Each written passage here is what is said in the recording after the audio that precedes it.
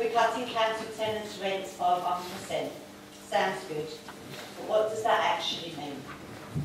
We are really concerned what combined implications for tenants of our, for our tenants and for our housing stocks of this Conservative government's emergency budget housing measures will mean. Housing benefit will be withdrawn from 18 to 21-year-olds. Housing benefit and local housing allowance frozen for 5 years.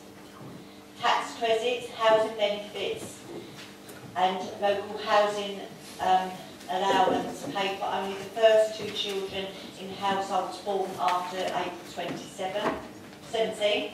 Market rents being charged for social housing where incomes are £30,000 or more. With all the additional rent money going to the government, not a penny will stay here locally. Council tenants could see their rents go from £450 a month to in excess of £1,000 a month. This will increase poverty, it will increase homelessness, and it will increase the number of young and low-income families at risk of being homeless. I do not understand that for people who are faced with significant rent increases and falling incomes over the last 2 years, these proposals will be welcome. But let's think very carefully. We are spending millions improving our homes and we are spending millions building new homes, so that more council-owned flats and houses are becoming available for local people in need. This is put at risk by the headline-grabbing cut in rent. Reduced income to the housing revenue account of £18.75 million by 2019-20 will impact on our plans and not in a positive way. Let's just look at a couple of the things that are going to happen. There are 71 Thurrock tenants aged between the ages of 18 and 21. 2/3 of them are on housing benefit. This housing benefit will be removed from at least some, if not all of them, which means they will not be able to afford to live in their homes and will face risk of eviction. Other young people will lose the option of moving away from mum and dad and striking out on their own. Surely this is something that we should be encouraging our young people to do. It's something most of us here tonight will have done. It is something that we should really be seen as essential as part of growing up. Why are we taking these chances away from those who deserve our help the most? From everything I have seen and read over the last few months regarding these changes, this Tory government is carrying out their biggest attack on young and the poor that we have seen in this country for many, many years. They are targeting the youngest and the most vulnerable people in our society, and that is why I am asking this council to support me in asking that our 2 MPs highlight the impact on so many residents with their colleagues and leaders in Westminster. Thank you, Madam Mayor, and I'll open this up to debate.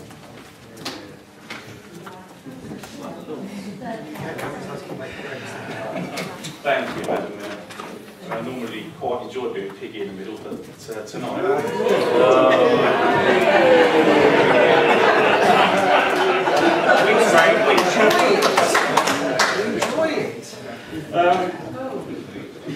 This is a difficult one, this, because, I mean, at the end of the day, whilst it's very easy to accuse the government of cutting back left, right and centre on everything, cutting housing benefit for 18 to 21-year-olds, well, I agree with that.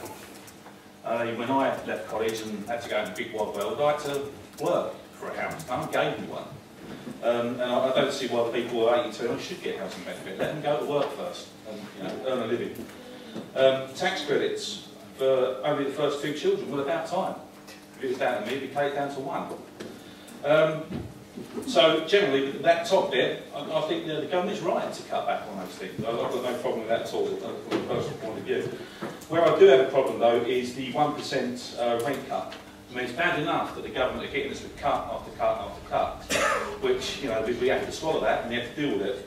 But then to say, actually, we're going to take 1% off you as well from your rents, I think that's out of order.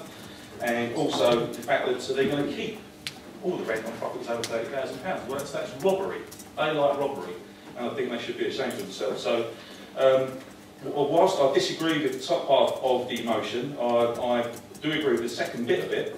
So for that reason, I will be agreeing with it later on. Thank you. Motions which are very emotive and very, he'll hit the nail on the head. Unfortunately, in this case, I'm not really sure how exactly you want to deal with this.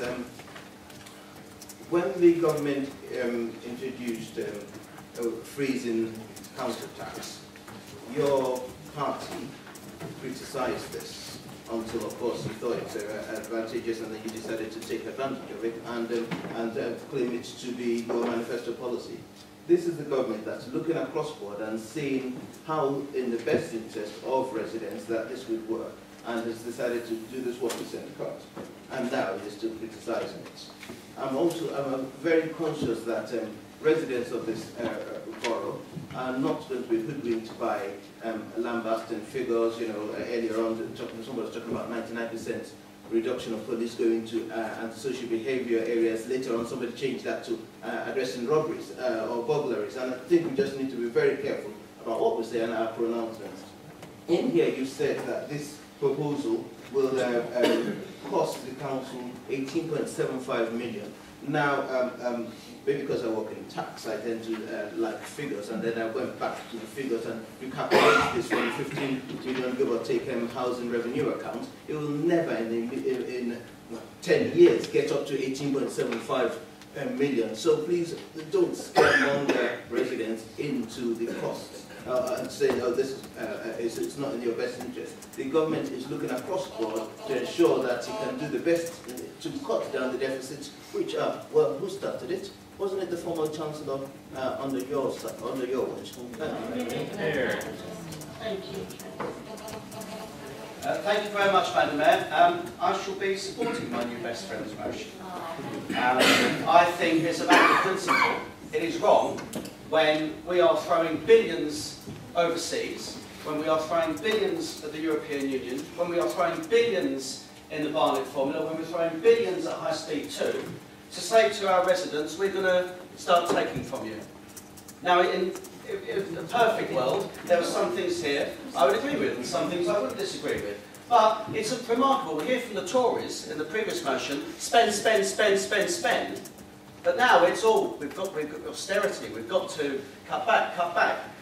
Bring that argument when your government are actually spending taxpayers' money in this country and on things that people want. Don't come and give us the old script of austerity, austerity, austerity when you are throwing billions of pounds overseas. And I think, as time will tell, people will judge your priorities on this. They did in my They will judge your priorities on this, and they'll have the chance next year, where I think our group might be moving office. What I would say is that as rents rise, especially in the private sector, there are many young people who do want to move away from home in order to get there, and they need that housing benefit in order to top up their wages to afford somewhere to live. And I think taking this away, this kind of blunt instrument approach, just will prevent young people from leaving home and getting jobs in the way that you suggested you did. I would just ask you to reflect on that. Councillor Oshtola suggests, quite brazenly, that it's okay for people to work, to get better jobs, to get on and suddenly go from earning £29,000 a year to £30,000 a year, so their rent will increase by £600 or £700 a month to pay down the deficit. You know, I have to say, the deficit, the credit crunch, the depression was caused by out-of-control bankers, not by people in Thurrock trying to earn a better living and get on and should not be punished and trying to pay down the deficit of their banks. And then we had that 1% cut. It's actually worse than 1% cut because our business plan is predicated on a 3% increase. So it's actually something like a 4% cut. And what that will mean, inevitably, is repairs taking longer to be done, transforming homes and refurbishing our homes, instead of being done over a 4 or 5 year cycle, will be over a 6 or 7 year cycle. So all it will mean is our tenants having to wait longer. And Madam Mayor, while I'm standing and talking about housing, I just want to address the petition very briefly that was presented by my friends from Grace High Rise. This is a decision that will be taken by Cabinet next week, and I'm pleased to say The recommendation that I saw today is that we don't move to decant. I'm sure that's something that we'll be supporting. I've held 2 public meetings for residents of the high-rise in this chamber. I've written twice to everybody there. I've had many people come for surgeries. This hasn't been an easy decision, but what it has shown is a real healthy sense of community and community spirit in those high-rise. The debate all through has been good-natured, and I thank the residents for that, and hopefully they'll be pleased with the outcome next week. Thank you, Councillor King. I'd certainly support this motion. I think when you look at it, the housing benefit withdrawal for 18 to 21-year-olds, you know, at the same time this Tory government, I've got no doubt about it, when the Chancellor stands up in November, he'll be saying, oh, we found a few extra pennies. Guess what? We're going to cut income tax for the high earners down to 40%. It's the same old Tories, rob the poor and pay the rich. And it's the residents of Chadwell that will suffer, along with residents all across this borough in council homes. They won't get to the new front door. So I have the greatest pleasure, when I'm campaigning next year, to tell them that it was the Tories that stopped your front door being replaced, because the blame will lie squarely at you. And when they can't have their roof replaced or their pebble dashing done, they've got to wait another 2 or 3 years, we'll be telling them it's you. And you're quite prepared to give all these cuts, and I think Tim Akers is probably right on this one. Shocking! It is interesting, isn't it? Working tax credits haven't really hit people yet. And my God, when they find out who's taken them away and they're £30 a week worse off, then we'll see the tune of the public. And actually, I agree again with Councillor Aker around the reason that I will be supporting this motion is the income of 30,000 is indeed an household income where people will be penalised and the money that will be taken from them will not be given to our housing stock to improve our housing stock. It will go to the government. And also, the Roundtree Foundation has clearly stated the amount needed by a couple with 2 children to live at a reasonable level is 36,800, Madam Mayor. Actually, that was assuming that we were going to put rents up at that stage. We were actually looking at a reduction in rent income from around 50 million to 48 million. That's not 18.75 million. That's just assuming their figures that they want to introduce as a rent increase year on year were going to be carried forward by this chamber. Now, we already heard tonight from Councillor Barbara Rice of some of the good work that's been done in public health and adult social care, where the amounts of money that's coming in is reduced. You think differently, you provide services differently, you get better outcomes at a cheaper rate. Sorry, that doesn't just apply to adult social care or indeed any particular part of Thurrock Council and the way it spends money. It applies to everybody. So you shouldn't be writing to the MPs asking for them to raise the issues when you should be looking yourself at different business models that work with the money you've got. Now, we've got other issues that have been raised tonight, and I do actually agree with Councillor Snell, something that, again, you know, might agree with people, but actually Councillor Graham Snell's got both feet on the ground, and I think he's right to say, but he doesn't agree with a lot of the things that have been provided in the past that now are going to be cut. But there are other issues that have been raised that do need addressing.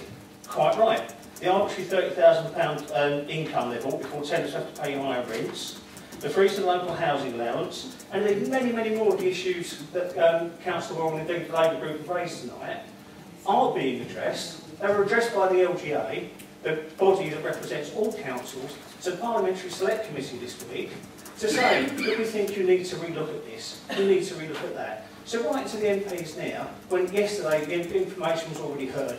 Guess what it is? It's a little bit too late, and it's a little bit... it's a little bit shortcoming.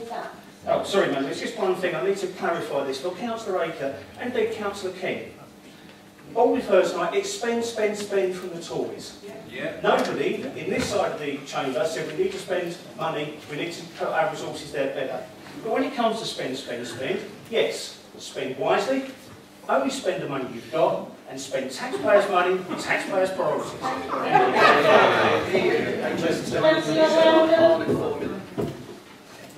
thank you, Madam Mayor. I'm not going to join in the loving Councillor Akers managed to visit this evening.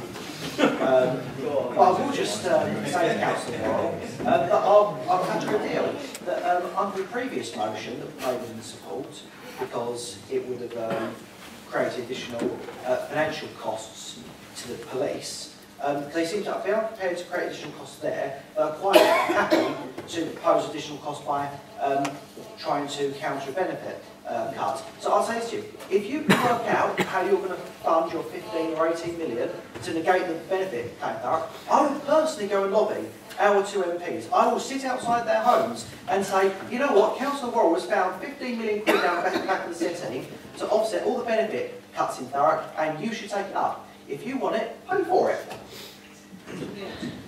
Councillor Snell, Mutual Admiration Society, I do agree, and I'm only surprised as possibly a single person why it's been limited to 2 children now. I mean, over the years, you see, why has everyone been allowed, well, I say everyone, perhaps too wrong, but why has it not been recognised that possibly only the first 2 children should be deserving of income benefits? 18 to 21-year-olds, a bit different on that, I'm not sure. Is it going to be withdrawn, or are existing people who are already receiving it going to continue receiving it? I don't know. But I'm always suspicious when neat, round sums of 30,000 are presented. It makes me a little bit concerned, because once that's established, is it in the next few years it's going to come down possibly to 28,000 or whatever? I don't know. But I think the point was made whereby once you get to 29,500, is a person to say, well, hold on a minute, I'm going to get another wage increase and put it to 30,000, while I'll gain something, I will possibly lose a lot more. It's awkward things like that which make me very concerned. And 30,000 to begin with, maybe next year, maybe even reduced to 28, I don't know. Thank you.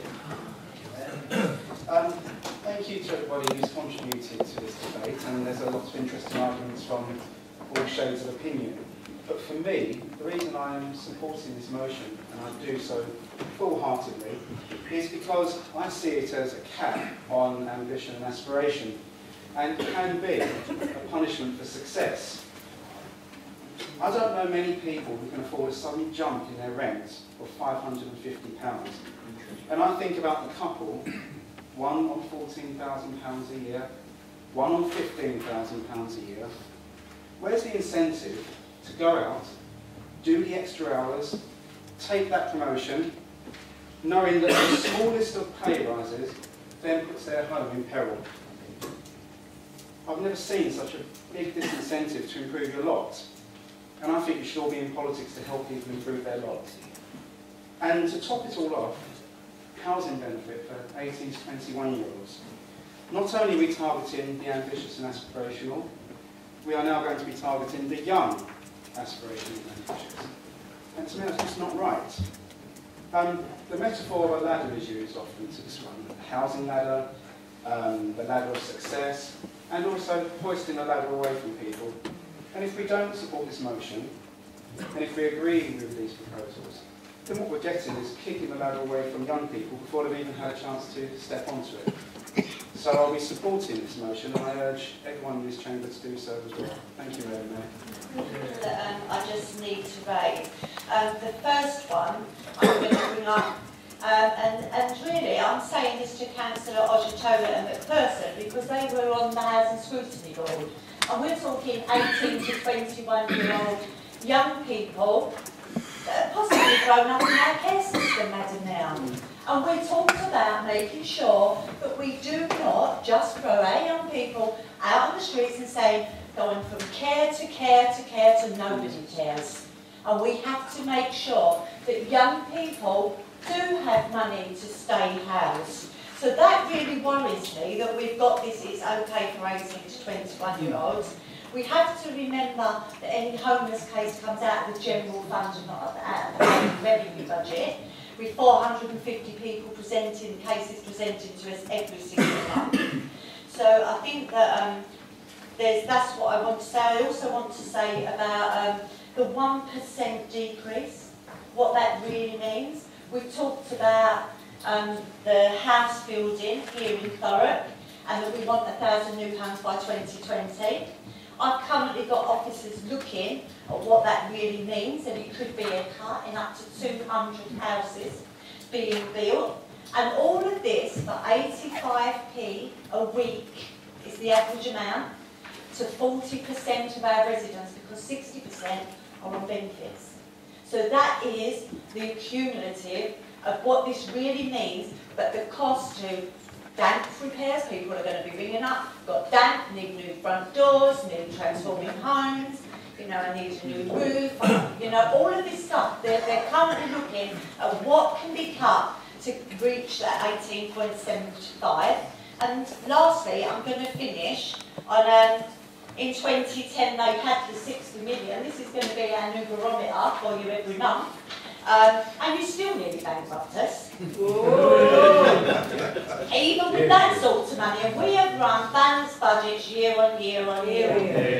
And I need to just raise, just finish to Councillor Ledhill, that he's telling us that we need to think differently about our budgets and the rents and the rent increase and the 3%. I'd like to remind Councillor Ledhill that your party agreed the business plan for the 3% rent increases to be built into the business plan, which allowed us to say that this is how many houses we would be building. So thank you, Madam